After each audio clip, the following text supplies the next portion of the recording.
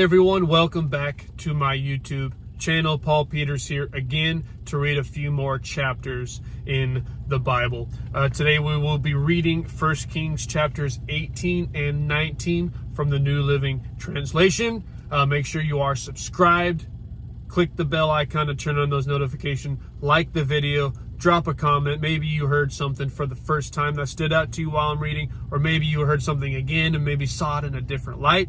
Whatever that may be, drop a comment, let me know. I try to be in those comments as much as possible to interact with you guys, so make sure you drop a comment if something sticks out to you. We're going to jump right in. 1 Kings chapter 18.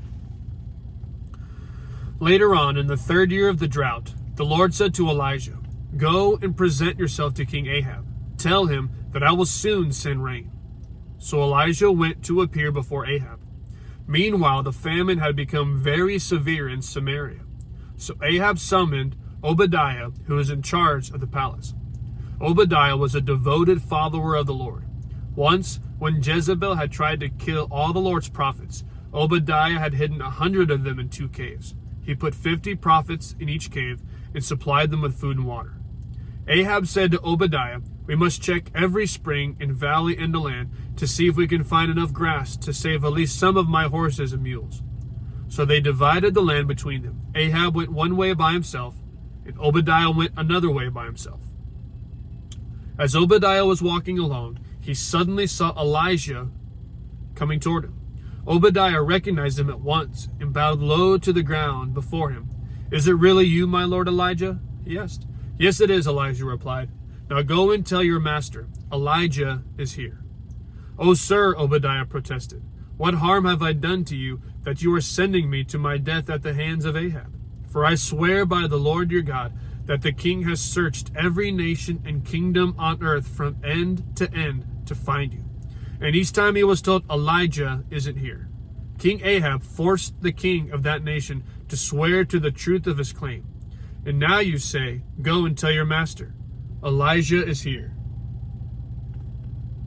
But as soon as I leave you, the Spirit of the Lord will carry you away to who knows where. When Ahab comes and cannot find you, he will kill me. Yet I have been a true servant of the Lord all my life. Has no one told you, my Lord, about the time when Jezebel was trying to kill the Lord's prophets? I hid 100 of them in 2 caves and supplied them with food and water. And now you say, 'Go and tell your master Elijah is here'? Sir, if I do that, Ahab will certainly kill me." But Elijah said, "I swear by the Lord Almighty, in whose presence I stand, that I will present myself to Ahab this very day." So Obadiah went to tell Ahab that Elijah had come. And Ahab went out to meet Elijah. When Ahab saw him, he exclaimed, "So is it really you, you troublemaker of Israel?" "I have made no trouble for Israel," Elijah replied. "You and your family are the troublemakers. For you have refused to obey the commands of the Lord and have worshipped the images of Baal instead. Now summon all Israel to join me at Mount Carmel, along with the 450 prophets of Baal and the 400 prophets of Asherah who are supported by Jezebel."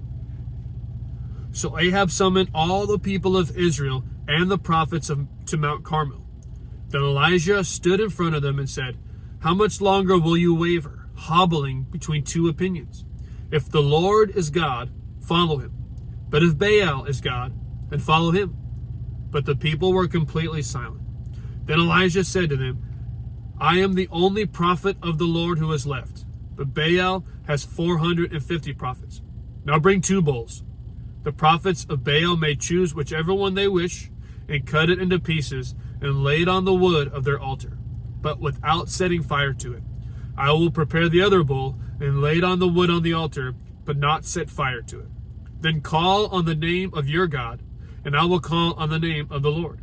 The God who answers by setting fire to the wood is the true God." And all the people agreed. Then Elijah said to the prophets of Baal, "You go first, for there are many of you. Choose one of the bulls, and prepare it, and call on the name of your God, but do not set fire to the wood." So they prepared one of the bulls and placed it on the altar. They called on the name of Baal from morning until noontime, shouting, "O Baal, answer us." But there was no reply of any kind.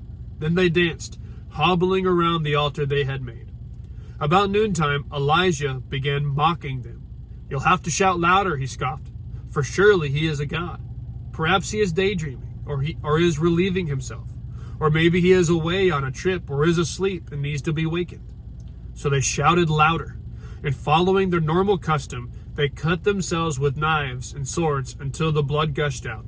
They raved all afternoon until the time of the evening sacrifice, but still there was no sound, no reply, no response. Then Elijah called to the people, "Come over here." They all crowded around him as he repaired the altar of the Lord that had been torn down.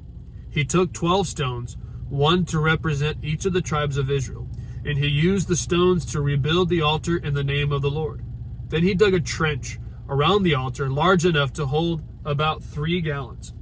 He piled wood on the altar, cut the bull into pieces, and laid the pieces on the wood. Then he said, "Fill 4 large jars with water, and pour the water over the offering and the wood." After they had done this, he said, "Do the same thing again."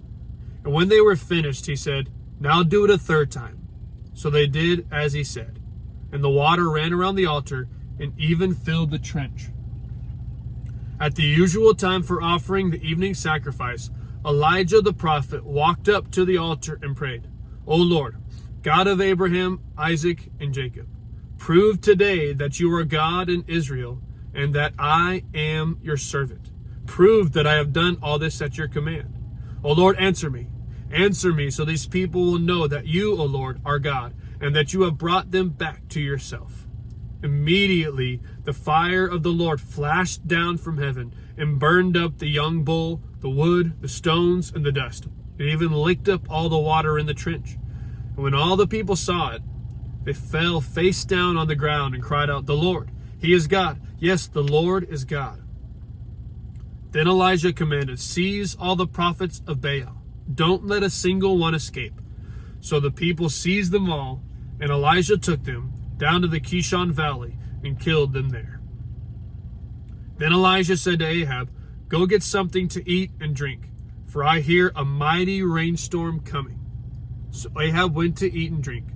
But Elijah climbed to the top of Mount Carmel and bowed low to the ground and prayed with his face between his knees. Then he said to his servant, "Go and look out toward the sea." The servant went and looked, then returned to Elijah and said, "I didn't see anything."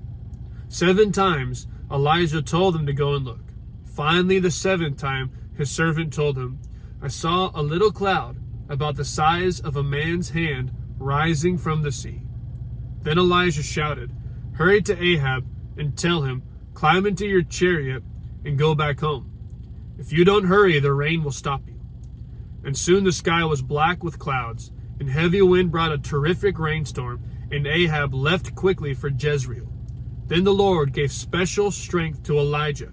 He tucked his cloak into his belt and ran ahead of Ahab's chariot all the way to the entrance of Jezreel. 1 Kings chapter 19.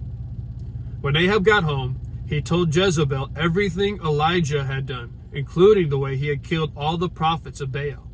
So Jezebel sent this message to Elijah: "May the gods strike me and even kill me if by this time tomorrow I have not killed you just as you killed them." Elijah was afraid and fled for his life. He went to Beersheba, a town in Judah, and he left his servant there. Then he went on alone into the wilderness, traveling all day. He sat down under a solitary broom tree and prayed that he might die. "I have had enough, Lord," he said. "Take my life, for I am no better than my ancestors who have already died." Then he lay down and slept under the broom tree.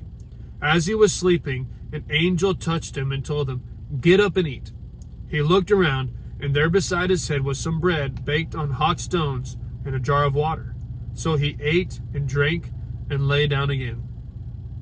Then the angel of the Lord came again and touched him and said, "Get up and eat some more, or the journey ahead will be too much for you."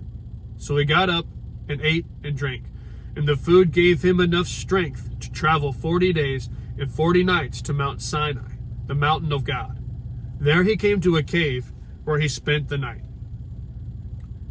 But the Lord said to him, "What are you doing here, Elijah?" Elijah replied, I have zealously served the Lord God Almighty, but the people of Israel have broken their covenant with you, torn down your altars, and killed every one of your prophets. I am the only one left, and now they are trying to kill me too. Go out and stand before me on the mountain, the Lord told him. And as Elijah stood there, the Lord passed by, and a mighty windstorm hit the mountain. It was such a terrible blast that the rocks were torn loose, but the Lord was not in the wind. After the wind, there was an earthquake, but the Lord was not in the earthquake. And after the earthquake, there was a fire, but the Lord was not in the fire. And after the fire, there was the sound of a gentle whisper. When Elijah heard it, he wrapped his face in his cloak and went out and stood at the entrance of the cave. And a voice said, What are you doing here, Elijah? He replied again, I have zealously served the Lord God Almighty. But the people of Israel have broken their covenant with you, torn down your altars, and killed every one of your prophets. I am the only one left, and now they are trying to kill me too. Then the Lord told him, Go back the same way you came, and travel to the wilderness of Damascus. When you arrive there, anoint Hazael to be king of Aram. Then anoint Jehu, grandson of Nimshi, to be king of Israel. And anoint Elisha, son of Shaphat, from the town of Abel Maholah, to replace you as my prophet. Anyone who escapes from Hazael will be killed by Jehu, and those who escape Jehu will be killed by Elisha. Yet I will preserve 7,000 others in Israel who have never bowed down to Baal or kissed him. So Elijah went and found Elisha, son of Shaphat, plowing a field. There were 12 teams of oxen in the field, and Elisha was plowing with the 12th team. Elijah went over to him and threw his cloak across his shoulders and then walked away. Elisha left the oxen standing there, ran after Elijah, and said to him, First let me go and kiss my father and mother goodbye, and then I will go with you. Elijah replied, Go on back, but think about what I have done to you. So Elisha returned to his oxen and slaughtered them. He used the wood from the plow to build a fire to roast their flesh. He passed around the meat to the townspeople, and they all ate. Then he went with Elijah as his assistant. That concludes this video's Bible reading. Thank you much for tuning in and listening. We will see you in the next video. I love you, and God bless.